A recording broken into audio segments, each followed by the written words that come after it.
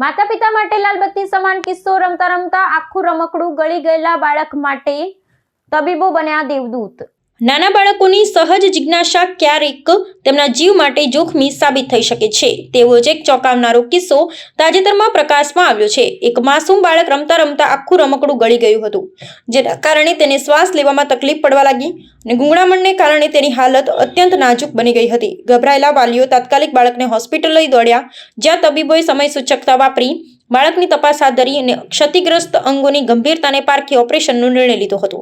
તબીબોની કુશળ ટીમે અત્યંત જટિલ પ્રક્રિયા અને આધુનિક ઉપકરણોના માધ્યમથી બાળકના ગળામાં ફસાયેલું રમકડું બહાર કાઢવામાં સફળતા મેળવી હતી। તબીબોના જણાવ્યા અનુસાર જો થોડો પણ વિલંબ થયો હોત તો રમકડું શ્વાસનળીમાં વધુ ઊંડે ઉતરી શક્યું હોત। તે જીવલેણ નીવડી શકત। સફળ શસ્ત્રક્રિયા બાદ બાળકની હાલત હવે સ્થિર છે અને તેનું નવું જીવન મળતા પરિવારજનોમાં આનંદની સાથે રાહતની લાગણી જોવા મળી રહી છે। આ ઘટનામાં તબીબો ખરા અર્થમાં પરિવાર માટે દેવદૂત સાબિત થયા છે। આ ઘટના બાદ તબીબોએ માતા પિતા માટે ખાસ માર્ગદર્શિકા જાહેર કરી છે, જેમાં નાના બાળકોને નાના કદના રમકડા કે સિક્કાઓથી દૂર રાખવા પર ભાર મૂકવામાં આવ્યો છે। ખાસ કરીને 5 વર્ષથી નાની વયના બાળકો પર સતત નજર રાખવી અનિવાર્ય છે, કારણ કે તેઓ અજાણતામાં કોઈ પણ વસ્તુ મોઢામાં નાખી દેતા હોય છે। ખાસ કરીને 5 વર્ષથી નાના વયના બાળકો પર સતત નજર રાખવી અનિવાર્ય છે, કારણ કે તેઓ અજાણતામાં કોઈ પણ વસ્તુ મોઢામાં નાખી દેતા હોય છે। વહીવટીતંત્ર અને આરોગ્ય વિભાગ દ્વારા પણ આવી દુર્ઘટનાઓ અટકાવવા માટે જનજાગૃતિ ફેલાવવાની અપીલ કરવામાં આવી છે, જેથી અન્ય કોઈ પરિવારને આવી કપરી પરિસ્થિતિનો સામનો કરવો ન પડે। 18 જાન્યુઆરીએ સિવિલ હોસ્પિટલમાં અજીબોગરીબ કિસ્સો જોવા મળેલો। એક બાજુ ઇન્ટરનેશનલ વર્કશોપ ચાલે અને એક 1.5 વર્ષનું બાળક એની માતા પિતાના કહેવા પ્રમાણે જે રમકડું આવે છે, એકચ્યુઅલી જેને હલ્ક કહે છે, એ આખે ને આખું ગળી ગયું। એમને એવો ડાઉટ હતો કે મારું બાળક આ ગળી ગયું છે।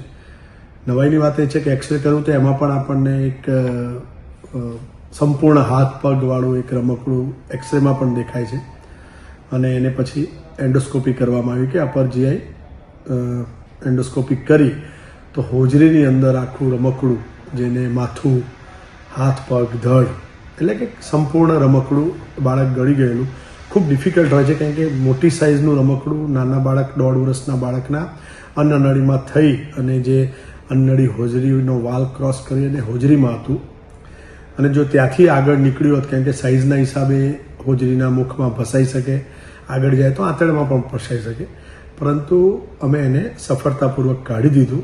19 તારીખે સાંજે એક્સ્ટ્રોફીનું કામ પત્યું પછી આને ઇમરજન્સીમાં લઈ।